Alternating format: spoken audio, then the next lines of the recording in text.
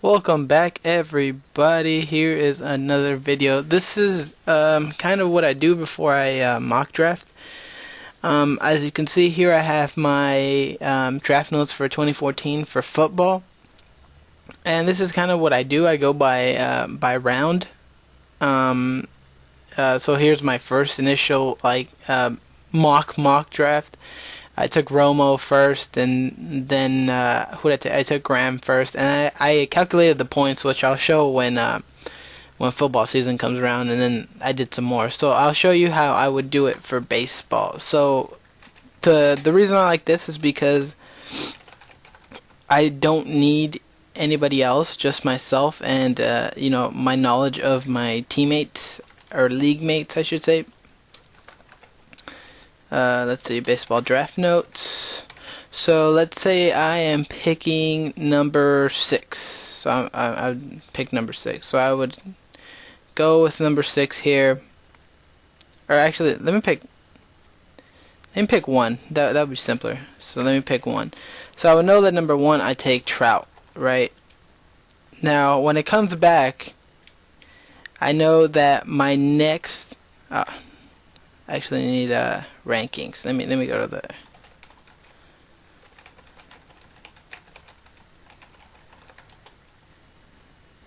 this is also that I play on Yahoo, so it'll help me out here. So I know that I play on Yahoo. Oh, this is the best I can do. Whatever. So I take Trout first. Now I know that my next pick is going to be 11 and 12. Right? No. It's going to be 20. 20 and 21. 21. Right? I think that's right.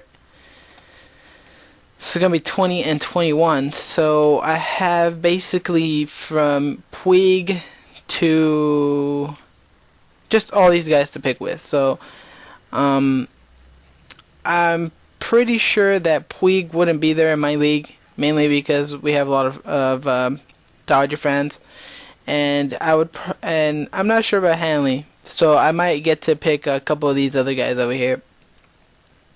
This strategy also allows you to know where you might want to pick as well. So I'll probably end up taking an Ian Desmond at 20. It also allows you to know where you are going to reach. So I'd probably be better off taking. I already got Desmond, so I don't need a shortstop. Tulowitzki would still be there theoretically. And I could reach for Harper here if I really like him. It looks like taking a Strasburg would be the best. I would probably end up taking Strasburg. And if he wasn't there, of course, every time somebody reaches, I get a higher pick. So I would take a Sale or a Beltre or something like that. So then my next pick would be 40.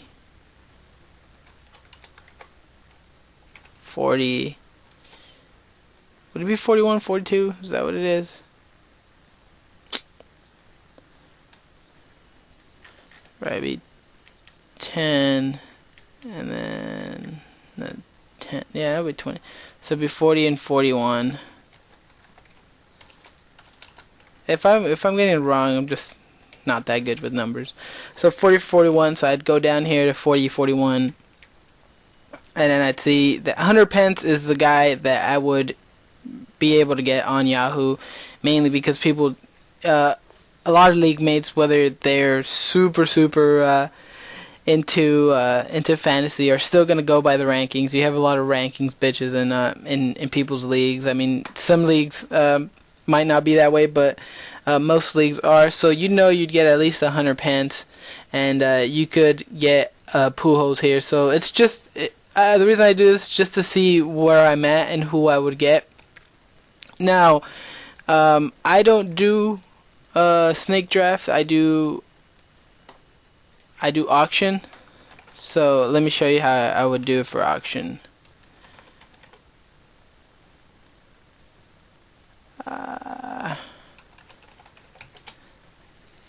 So I have $260, right?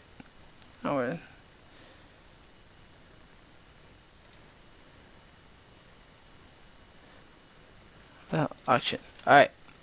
So oh, what the hell? This is not what I wanted. This is football.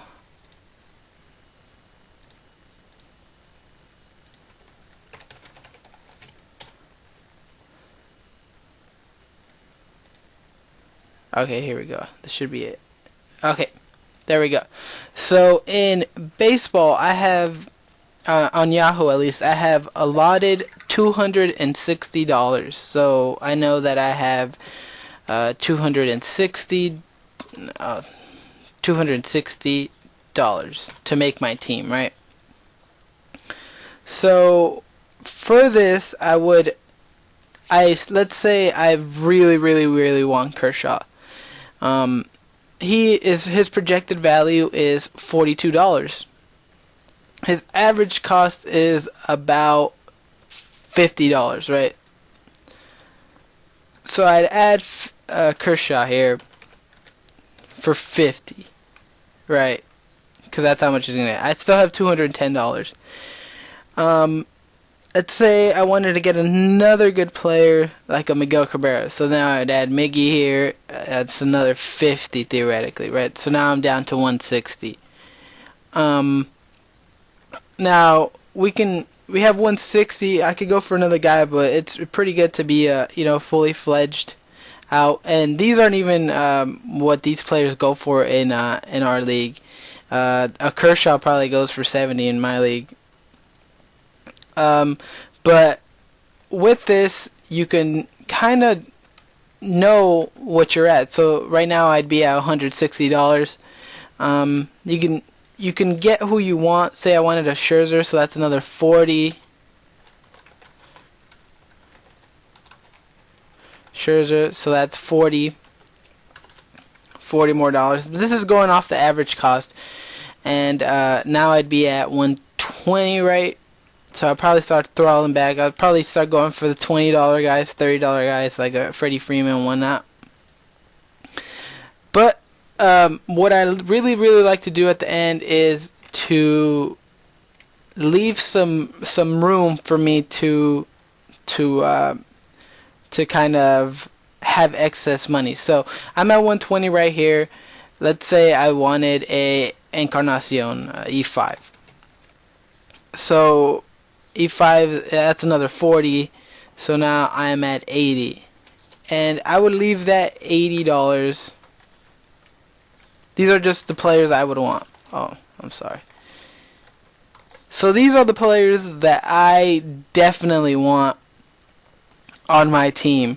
And I have $80 left over. So $80 could go into getting these players. So if Edwin Encarnacion goes for 45, that's just taking money out of my $80. Now I probably wouldn't want like a Miggy here so I could have more money. I would have 130 so I could really get these players, and I could also get a full-fledged squad with a Kluber in there, a couple nice good $20 pieces. You also want money to spend on a guy that goes real low towards the end of the draft.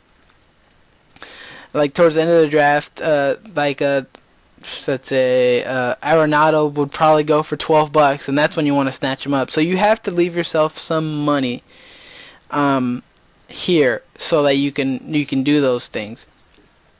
But this is just something I like to mess around with. I do it, when I'm out and whatnot, seeing who I'd want to get. And you also got to remember that values change. So while Mike Trout is projected 52, he could be projected 55 tomorrow. And you also got to remember that your league's value changes. So someone in your league could have a total hard-on for Mike Trout. They hear something good about him, yada, yada, yada. Next thing you know, he's going for 85. So you have to adjust to that as well. Same thing with Kershaw or anybody else. If he's going for that, then you got to say Kershaw was going for 70 something. That's just too much out of my price range. So the 50 goes out, goes back into my pocket.